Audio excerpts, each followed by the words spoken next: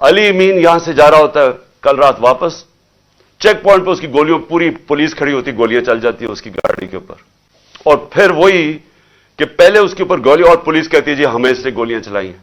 وہ جس طرح اس کو ذل شاہ کو جس طرح بے دردی سے تشدد کر کے مارا بیچارے کو گیا اور مرڈر کیس میرے پہ ڈال دیا، وہ یہاں سے کوئی غیر قانونی طور پہ میرے گھر کے دروازے توڑ کے یہاں گھسے، اور یہاں کے جی کلیشنکوفs مل گئی ہیں تو ان کو پتہ نہیں کیا مل گیا، اور پتہ نہیں کوئی پلاسٹک بوتل کے اندر پیٹرول بم ملا ہے. یہ ان کو جس طرح اللہ ان کے جھوٹ ایکسپوز کرتا ہے، یعنی ان کو شرم بھی نہیں ہے کہ اس طرح کی چیزیں میرے گھر پہ ڈال دی، بجائے غیر قانونی مجرم پیشہ لوگ اس گھر میں آ کے سب کچھ توڑ. بیچارے کمزور سے نوجوانوں، نوکروں کو اٹھا کے لے گئے، نوکروں کو مارا انہوں نے.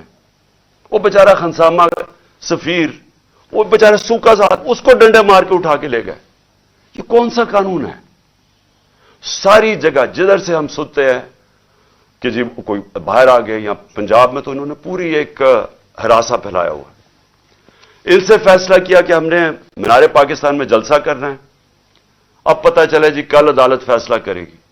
ہمیں کہا کہ ہاں بدھ کو آپ کر سکتے ہیں، اب کل پہ چلا گیا. اب وہاں پورا اسٹیج سیٹ اپ کرنا ہے، صرف اس لیے کہ کسی نہ کسی طرح ان کا کیمپین بھی روکی جائے، یہ الیکشن نہ کر سکے، ان کے لوگ بھاگ جائیں، سینئر لوگوں کو ڈرا دیں. تو پہلے تو میں اپنی عدلیہ